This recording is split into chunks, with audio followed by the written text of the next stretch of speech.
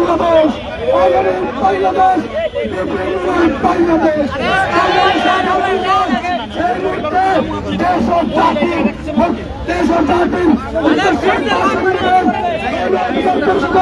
বিপ্লবী সভাপতি ডাকসুর আজকে কারণ চাঁদের নেতা, আজকে কারণ থেকে মুক্ত নেতা জনাব নুরুল হক নূর, জনাব বিপিন নূর, বিপিন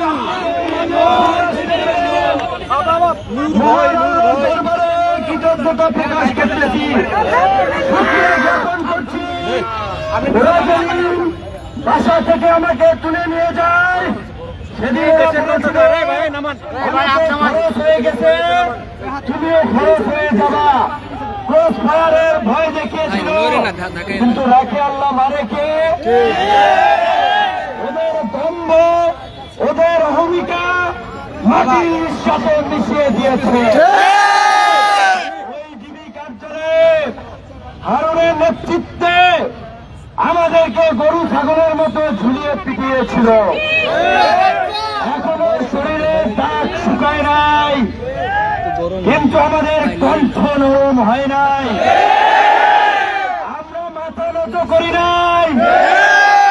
আদালতে যখন তুলেছে আমরা বলেছিলাম হাসিনার 90% পতন, 10% আছে কবি, শিল্পী, সাহিত্যিক, ছাত্র জনতা ধাক্কা দিলে পড়ে যাবে। আমি অভিনন্দন, শুভেচ্ছা জানাই এদেশের মা বোন ছাত্র জনতাকে, যারা আমাদের আহ্বানে ছাত্রদের সাথে কাঁধে কাঁধ মিলিয়ে রাজপথে নেমে নব্য ফেরাউন হাসিনার পতন নিশ্চিত করেছে। কথা হচ্ছে এই বিশ্ববিদ্যালয়ের এই হকাররা আইসক্রিম বেচে, ফুচকা বেচে, চাওয়ালারা, ছাত্র শিক্ষক সবাই দেখেছে 2018 সাল থেকে এই বিশ্ববিদ্যালয়ে অসংখ্যবার এই ছাত্রলীগের হায়নাদের হাতে রক্তাক্ত হয়েছে।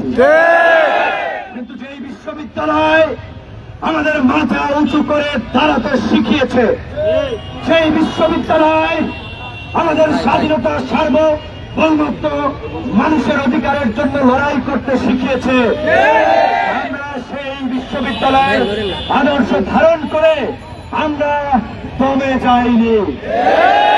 1952 সালে এই বিশ্ববিদ্যালয়ের ছাত্ররাই বলেছিল উর্দু এদেশের রাষ্ট্রভাষা হবে না, রাষ্ট্রভাষা উর্দু হয় নাই, বাংলাকে রাষ্ট্রভাষা করেছে এই বিশ্ববিদ্যালয়ে তথা সারা দেশের ছাত্র সমাজ। 1971 সালে এই বিশ্ববিদ্যালয়ের ছাত্র শিক্ষকরাই গর্জে উঠেছিল স্বাধীনতার জন্য, বাংলাদেশ স্বাধীন হয়েছিল। 1990 সালে এই বিশ্ববিদ্যালয়ের ছাত্র শিক্ষকরাই সর্বদলীয় ছাত্র ঐক্য গঠন করে এরশাদের বিরুদ্ধে আন্দোলন করেছিল, এরশাদের পতন হয়েছিল। আমাদের হাতে গড়া ছোট ভাইরা নাহিদ চাকসুতে আমার প্যানেলে সংস্কৃতি সম্পাদক পদে নির্বাচন করেছে, আসিফ ছাত্র অধিকার পরিষদের ঢাকা বিশ্ববিদ্যালয়ের সভাপতি ছিল। এই প্রতিবাদী তরুণরা আমাদের সংগ্রামে উজ্জীবিত হয়ে তারা এই জাতিকে বৈষম্য মুক্ত করার জন্য বৈষম্য বিরোধী ছাত্র আন্দোলনের ব্যানারে কোটা সংস্কার থেকে যে রাষ্ট্র সংস্কারের আন্দোলনকে আজকে এই জায়গায় নিয়ে এসেছে, তাদেরকে আমি অভিনন্দন জানাই। আমি বৈষম্য বিরোধী ছাত্র আন্দোলনের আমাদের ছোট ভাই, তরুণ বন্ধু সহ দেশবাসীর উদ্দেশ্যে একটা কথা বলতে চাই। প্রতিটি আন্দোলন সংগ্রামে এদেশের কৃষক, শ্রমিক, ছাত্র জনতা রক্ত দিয়েছে, জীবন দিয়েছে, আর এদেশের নেতৃত্ব দিয়েছে গুন্ডা, মাফিয়া, চাঁদাবাজ, দাঙ্গাবাজ, সন্ত্রাসী, দখলদারেরা। সেই কারণেই আমাদেরকে বারবার রাজপথে আসতে হয়, রক্ত দিতে হয়। কাজেই এইবার রাষ্ট্র পরিচালনা করবে তরুণরা, মেধাবীরা আগামীর বাংলাদেশ বিনির্মাণ করবে।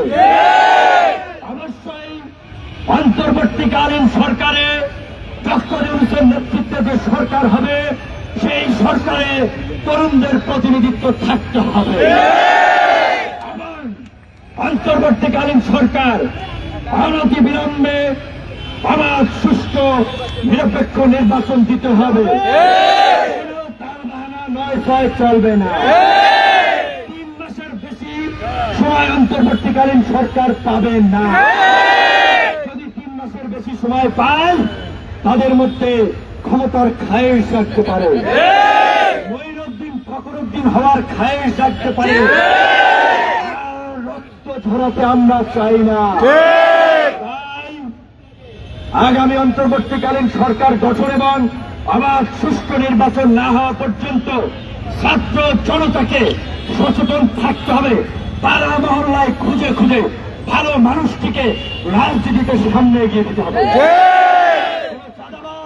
দখলদার মাফিয়া তাদের রাজনীতি এই দেশে আর প্রতিষ্ঠিত হতে দেওয়া যাবে না।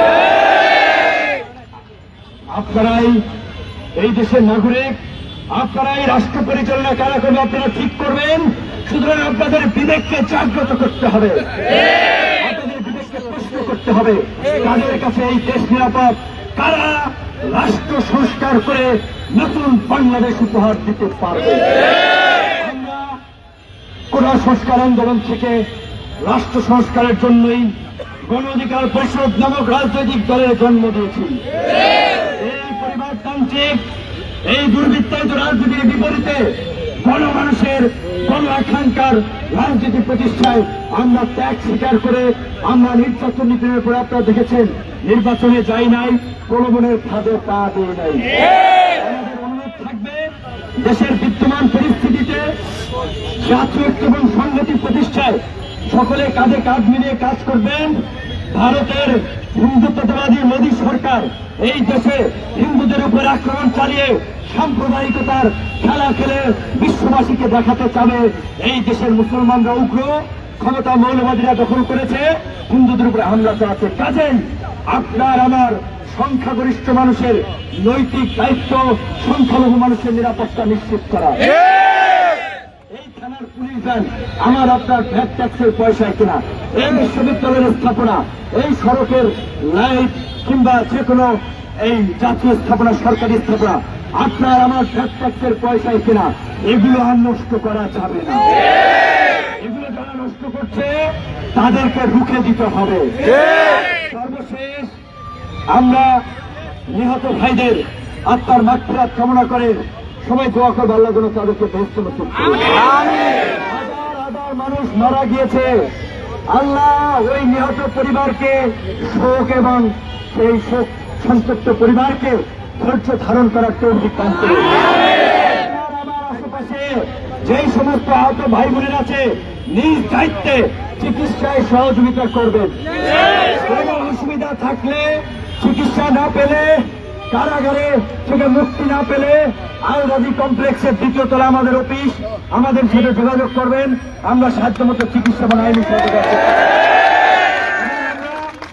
এইখান থেকে রাষ্ট্রপতির কাছে আমরা অনুরোধ জানাতে চাই, আহ্বান জানাতে চাই, এই কোটা সংস্কার আন্দোলন শুরু হওয়ার পর থেকে যারাই গ্রেপ্তার হয়েছে এই সরকারের গত 16 বছরের রাজনৈতিক প্রতিহিংসা পরায়ণ মিথ্যা মামলায় যাদেরকে গ্রেপ্তার করা হয়েছে কালক্ষেপণ করা যাবে না।